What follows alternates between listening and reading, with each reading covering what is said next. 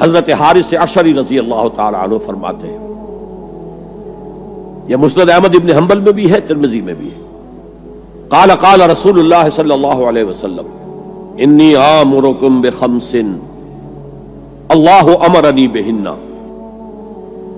یہ ایک روایت میں اضافی الفاظ ہیں، اللہ امرنی بہن، دوسری میں نہیں ہے۔ انی آمرکم بخمس کے بعد شروع ہو جاتی ہے بالجماعت والسمع والطاعت والہجرت والجہاد فی سبیل اللہ۔ مسلمانوں میں تمہیں 5 باتوں کا حکم دے رہا ہوں، اور یہ حکم اللہ نے مجھے دیا ہے، حالانکہ آپ کو بھی حکم دینے کا اختیار ہے، لیکن آپ نے تاکید کے لیے کہا، میں اپنی طرف سے نہیں کہہ رہا، میں پہنچا رہا ہوں۔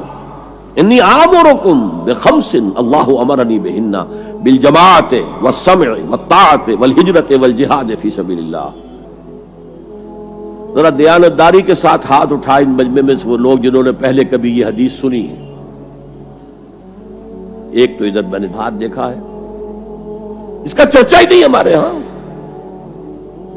کیوں؟ یہ اس لیول سے متعلق ہے جس لیول پہ ہم سوچتے ہی نہیں۔ اقامت دین کی جدوجہد، نظام کو بدلنے کی جدوجہد، یہ ہمارے ذہن سے خارج، ہمارے تصور دین سے خارج۔ دیکھیے وہ جو ہے بنی الاسلام علی خمس، اس میں امر نہیں ہے، یہ خبر ہے صرف۔ اسلام کی بنیاد 5 چیزوں پر قائم ہے، شہادت اللہ الہ الا اللہ وان محمد رسول اللہ، واقام الصلاۃ وایتاء الزکوٰۃ وصوم رمضان وحج البیت من استطاع الیہ سبیلا۔ یہ حدیث کس کو نہیں معلوم؟ وطن یاد نہ ہو یہ بات دوسری ہے، کس کو نہیں معلوم 5 ارکان اسلام حضور نے بتائے ہیں؟ حالانکہ وہاں یہ ہے میں تمہیں حکم دے رہا ہوں، اور چرچا ہی نہیں ہے ہمارے یہاں۔ جس گاؤں جانا نہیں اس کا راستہ کیا پوچھنا، جو کام ہم نے کرنا ہی نہیں، اس کے جو لوازم ہیں ان کے تذکرے کی کیا ضرورت ہے؟ یہ ہے ہمارا اس وقت کا عام مسلمانوں کا تصور۔ زیادہ سے زیادہ یہ کہ دین کو پھیلاؤ، پہنچاؤ، کتابوں سے، رسالوں سے، ویڈیو سے، آڈیو سے، مواعظ سے، درس قرآن سے، ترجمہ قرآن سے، یا تو یہ کہ اپنی ذاتی نیکی کا تصور ہے، اور یا پھر اس سے اوپر صرف یہ دعوت و تبلیغ۔ اس سے اوپر کی تیسری منزل جسے اقامت دین کہا جائے، جو خصوصی الفاظ حضور کے لیے 3 مرتبہ قرآن میں آئے، هو الذی ارسل رسولہ بالہدی ودین الحق لیظہرہ علی الدین کلہ۔ کسی اور نبی کے لیے 1 دفعہ بھی نہیں آئے، حضور کے لیے 3 دفعہ آئے۔ سورہ توبہ، سورہ فتح، سورہ صف۔ یہ چونکہ چیز ہمارے ذہنوں سے نکل گئی ہے، لہذا اس کے جو متعلقات ہیں اس کی طرف بھی توجہ نہیں ہے۔ سیدھی سی بات ہے، منطقی بات ہے، جس گاؤں جانا نہیں اس کا راستہ کا کو پوچھنا۔ یہ 5 چیزیں ہیں لازم۔ جماعت کی شکل میں رہو، یہ بھی فرمایا علیکم بالجماعہ، یہ حضور کی حدیث ہے، علیکم بالجماعہ، لازم جماعت کی شکل میں رہو۔ اور حضرت عمر کا قول ہے، اور آپ کو معلوم ہے کہ صحابی کا قول بھی حدیث کہلاتا ہے۔ حضرت عمر فرماتے ہیں لا اسلام الا بالجماعہ ولا جماعہ الا بالامارہ ولا امارہ الا بالاطاعہ۔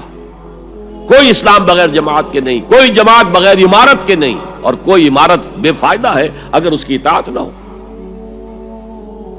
تو پہلا حکم بالجماعہ والسمع، اور سنو، سننے کے لیے وابستہ رہنا ہوگا۔ وابستہ رہ شجر سے امید بہار رکھ۔ اب یہ نہیں ہو سکتا تھا کہ حضور پر کوئی بات آئی ہے تو آپ خود ہر ایک کے گھر جا جا کے اس کو پہنچائیں۔ آپ وابستہ رہیں اس نظم جماعت کے ساتھ، جیسے کہ درخت کا پتا جو ہے اس تک بھی جڑ سے لے کر جو غذا آ رہی ہے درخت کے پتے تک پہنچ رہی ہے۔ تو پیوستہ رہ شجر سے امید بہار رکھ، اس پیوستگی کے ساتھ، تاکہ وہ سارے احکام آپ تک خود بخود پہنچے۔ والطاعہ، اور اطاعت۔ 3 چیزیں ہو گئی، بالجماعت والسمع والطاعت والہجرت والجہاد فی سبیل اللہ۔ اور میں اس کی حقیقت پہلے بھی بیان کر چکا ہوں۔ ہجرت، اس کی بنیاد کیا ہے؟ حضور سے پوچھا گیا ای الہجرت افضل یا رسول اللہ، اے اللہ کے رسول سب سے اعلیٰ اور سب سے افضل ہجرت کون سی ہے؟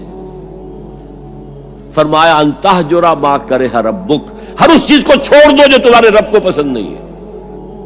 آج اپنے گریبان میں جھانکیے، جو چیز زندگی میں غلط ہے شریعت کی روح سے طے کیجئے کہ اب نہیں ہوگی، اب ختم کر دوں گا، ہجرت شروع ہو گئی آپ کی۔ ان تہجر ما کرہ ربک، ہر اس چیز کو ترک کر دو، چھوڑ دو جو تمہارے رب کو پسند نہیں ہے۔ اور آخری ہجرت تو آئے گی وہ اقامت دین کے آخری مرحلے میں، جب اقدام ہوگا، جب نظام کو چیلنج کیا جائے گا، پھر جو ہجرت ہوگی وہ فرض ہجرت ہوتی ہے۔ مدینے کی ہجرت فرض تھی، ہجرت حبشہ فرض نہیں تھی۔ وہ تو جن لوگوں کی ہمت جواب دے رہی تھی اور جو پرسیکیوشن ہو رہی تھی اور جو تشدد ہو رہا تھا اس کو برداشت نہیں کر پا رہے تھے، انہیں اجازت دے دی گئی کہ ٹھیک ہے چلے جاؤ، حبشہ کی طرف ہجرت کر جاؤ۔ مدینے کی ہجرت فرض تھی۔ اگر کوئی ہجرت نہیں کر رہا، ما لکم من ولایتہم من شیء حتی یہاجروا، تو اے مسلمانوں تمہارا ان سے کوئی تعلق نہیں ہے جب تک کہ وہ ہجرت نہ کرے۔ بلکہ سورہ نساء میں اس کو بھی ایک طرح کا نفاق قرار دیا گیا۔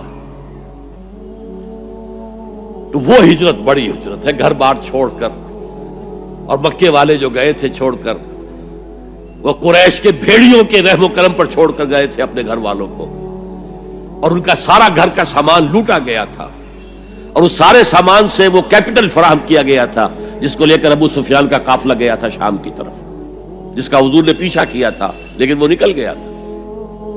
جب وہ واپس آ رہا تھا تب حضور نے پھر اس کو کنفرنٹ کرنے کے لیے مدینے سے باہر نکل کر پروگرام بنایا، لیکن وہ اللہ کو کچھ اور منظور تھا، ادھر سے لشکر آ گیا اور جنگ ہو گئی، جنگ بدر ہو گئی۔ تو ہجرت کیا ہے؟ شروع سے ہجرت کیا ہے؟ ان تہجر ما کرہ ربک، اور سب سے اوپر کیا ہے؟ گھر بار، اپنے آباء و اجداد کی وطن، جہاں آپ کے آباء و اجداد دفن ہے، چھوڑو، جاؤ، اور جاؤ وہاں جہاں پوری طاقت مرکوز ہو جائے تاکہ آپ نظام باطل کو چیلنج کرنے کے لیے ساری طاقت ایک جگہ جمع کر سکیں۔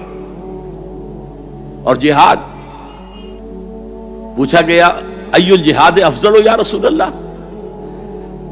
سب سے افضل جہاد کون سا ہے اللہ کے رسول؟ فرمایا ان تجاہد نفسک فی طاعت اللہ، کہ اپنے نفس کے خلاف جہاد کرو، اسے اللہ کا مطیع بناؤ۔ وہ سرکش ہے، وما ابرئ نفسی ان النفس لامارۃ بالسوء، یہ نفس جو ہے امارۃ بالسوء، برائی کا حکم دینے والا ہے، اس کے خلاف کشاکش کرو اور اس کو دباؤ، اسے اللہ کے سامنے جھکاؤ، یہ جہاد افضل ہے۔ اور بلند ترین جہاد قتال فی سبیل اللہ، ان اللہ یحب الذین یقاتلون فی سبیلہ صفا کانہم بنیان مرصوص۔